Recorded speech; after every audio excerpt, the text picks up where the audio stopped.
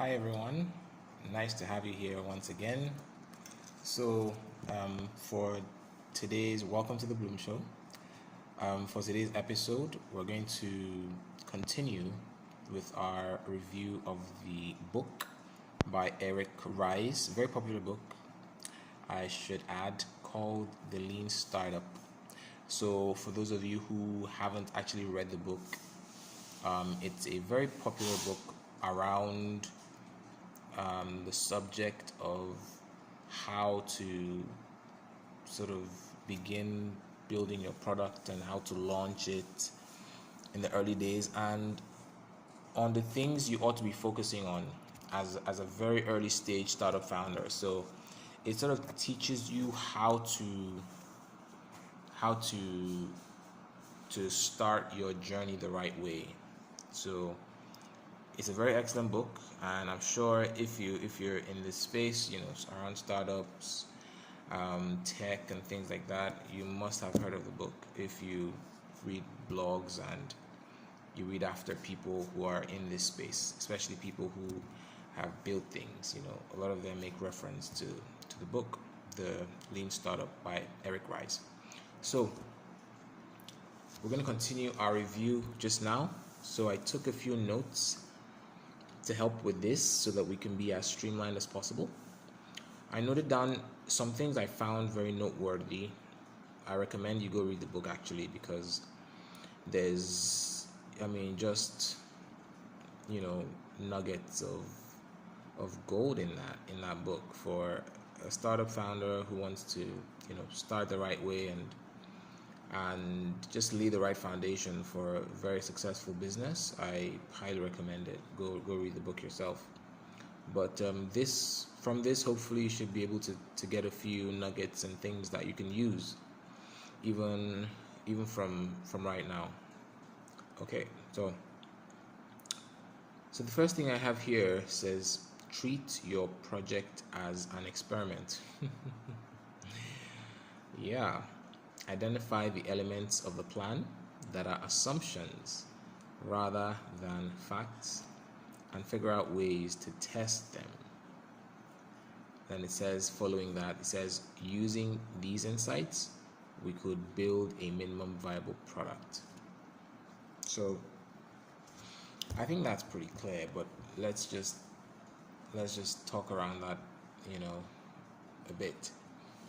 So treat your project as an experiment refers to a sort of attitude or like a position, like a mental position you should have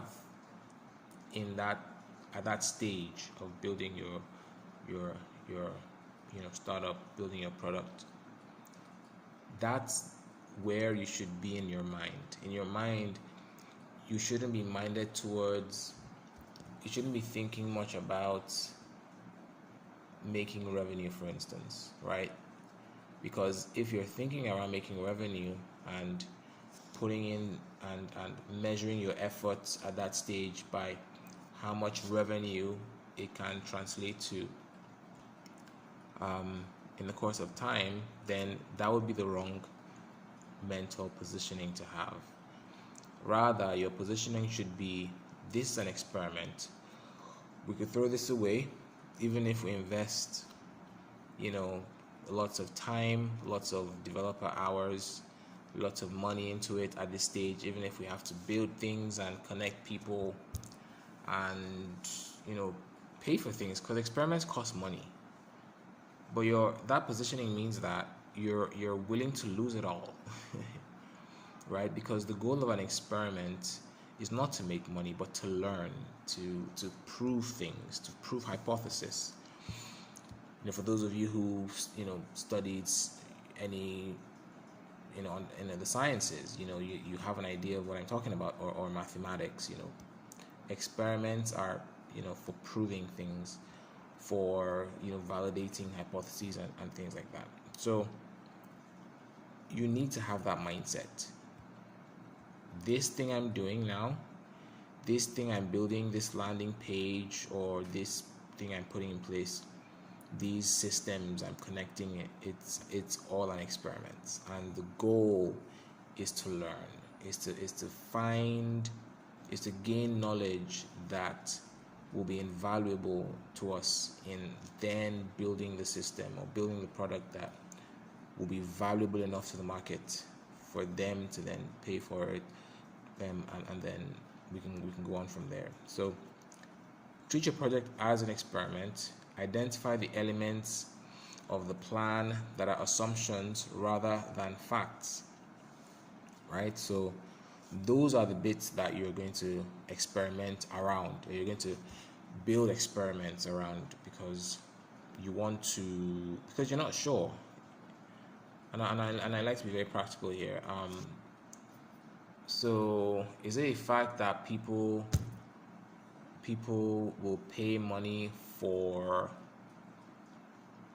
use a product that helps them order their groceries, from using drone technology? Because you have all sorts of ideas. So let's imagine someone says, okay, I have this product that I'm building, and it allows you basically deliver your groceries via drone technology. Well, good. Start off. First of all, identify the elements of the plan that are assumptions. One of those assumptions clearly is the fact that people actually want to have their groceries delivered via drone technology, or that there's some sort of friction around the existing means of the delivery of their groceries. So you would then build experiments around that and test it, right, to validate, okay, does this particular technology offer people any added advantage? Is it something that people are, you have to test the response and find out, does it mean anything to people that they're getting their groceries via drones? Like, what does it do for them? So that's an example of these elements of your idea or your project, your product, that you'd have to test. You don't just go off into building a product and with assumptions that are untested. Okay, so identify the elements of the plan that are assumptions rather than facts. Build experiments around them, and then it's when you have these insights that you can then go on to build a minimum viable product. Okay, next point here says the MVP is that version of the product that enables a full turn of the build, measure, learn loop with a minimum amount of effort and the least amount of development time. I'll read that again. The MVP is that version of the product that enables a full turn of the build, measure, learn loop with a minimum amount of effort and the least amount of development time. So I'm just going to go on to the next one now. It says here, learning milestones. So your learning milestones is progressive, right?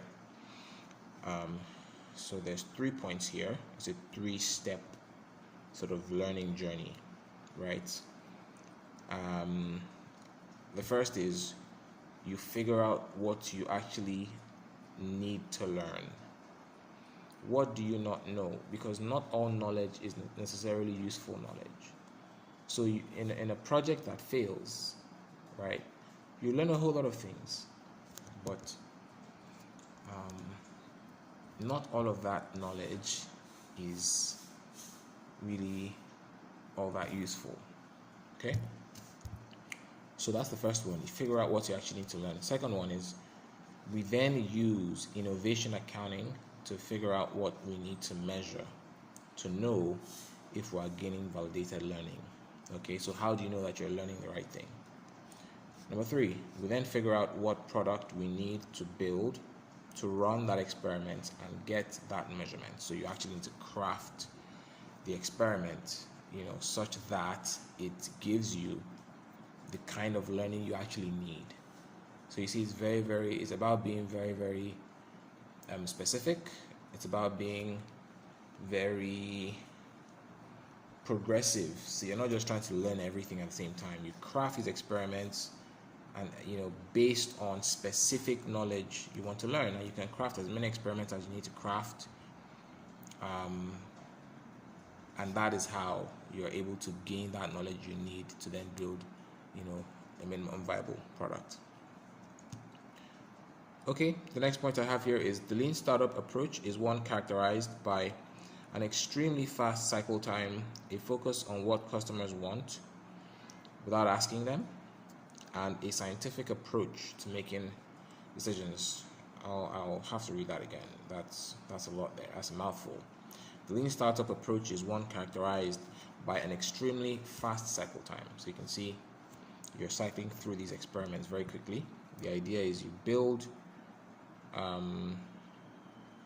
you learn what you can from what that experiment you built. It's an experiment that you're building, by the way. You build an experiment. It's not like a full-on thing. You're building an experiment that is targeted to test something very specific. You learn what you need to learn, and then you basically throw it away. Pretty much, right? So extremely fast cycle time. You're cycling through several experiments, getting knowledge that are useful, that you need to actually build an MVP that actually is valuable to people, right? So the lean approach is one characterized by an extremely fast cycle time, a focus on what customers want, right? So you are focused on learning what they actually want. That's why you're building these experiments. That's why you're going through that process, just so that you can learn what they actually want. So you're not in a haze. You're not just thinking, assuming that they want this, or they want that, or that matters to them, that doesn't matter to them, and then you find yourself in a position where you've wasted time, and that's not very great. So a focus on what customers want without asking them, and a scientific approach to making decisions. Okay, I'll just go through a few other points here, and we shall be done for today's session. So the next one here says the goal of a startup is to figure out the right thing to build, the thing customers want and will pay for as quickly as possible. So this is basically a summary of what we've been saying all this while. So the goal is to actually you have to learn. You have to realize that you do not know. So the beginning of the process is where you admit to your lack of knowledge of what these customers want. If you're building a product that is to be used by anybody other than yourself, you haven't started that process until you realize and admit to yourself that I do not know what these people want. I can, as long as it's not for yourself, because you can only speak for yourself, right? Even if you share lots of similar features with these people, and you can identify largely, still take yourself out of the picture and look at them as a sort of specimen, and listen to them, and build experiments, test, measure. That is basically what this book is advocating for, because these are things that have been found over many over the course of observing many projects, both failed projects and successful projects. So I'll take that one more time. The goal of a startup is to figure out the right thing to build, the thing customers want and will pay for. So and for that you must actually go through experiments, well crafted, targeted experiments that can give you that knowledge that you need of what the customers want and will pay for, and to do this as quickly as possible, right? So the time factor is also very important. So that's the first thing there. Second one says, or the next one says, The lean startup is a new way of looking at the development of innovative new products that emphasizes fast iteration and customer insights, a huge vision and great ambition all at the same time. So I'll take that one more time. The lean startup is a new way of looking at the development of innovative new products that emphasizes fast iteration and customer insight, a huge vision and great ambition all at the same time. So I'll leave you to chew on that a bit. That's a very interesting statement. And then I'll read this next one now. It says startups have a true north, a destination in mind, which is creating a thriving and world-changing business. I call that a startup's vision. To achieve that vision, startups employ a strategy, which includes a business model, a product roadmap, a point of view about partners and competitors, and ideas about who the customer will be. The product is the end result of the strategy. Alright, so what are those components again? Strategy. Okay, the strategy includes a business model, a product roadmap, a point of view about partners and competitors, and ideas about who the customer will be. And then the product is the end result of that strategy. Okay? And then the next says, in real life, a startup is a portfolio of activities. A lot is happening simultaneously. The engine is running, acquiring new customers and serving existing ones. We are tuning, trying to improve our product, marketing and operations, and we are steering, deciding if and when to pivot. The challenge of entrepreneurship is to balance all these activities, right? So you're doing all these things at the same time. You're acquiring new customers, you're serving existing ones, you're tuning, the existing products, you're trying to, improve, tuning, i.e. trying to improve your current product, you're marketing, you're doing operations, and then you're also steering and deciding if and when to pivot. So many things you're doing at the same time. And it says here the challenge of entrepreneurship is to balance these activities, so to be able to do these things simultaneously at the same time. So you can see that it's quite an interesting process, this entrepreneurship thing. And then I'm just going to stop after this point here. It says there's a time for incubation of a business idea, and okay, this is a personal note, so I think I'll leave that because it's got some personal information there. Okay, so I think that suffices for today's very short session. I hope you've learned something about what a startup is all about, and the process of laying the foundation for a successful startup. The need to experiment, the need to realize that you don't have the knowledge of what these people, what your customers, your desired customers or your target customers will pay for. You need to actually admit that early on in the process, and then subject yourself to actually creating those experiments and going through them as fast as possible. That's basically the summary of what we've been saying all this while. Thanks for listening, and I will see you in the next video. Goodbye.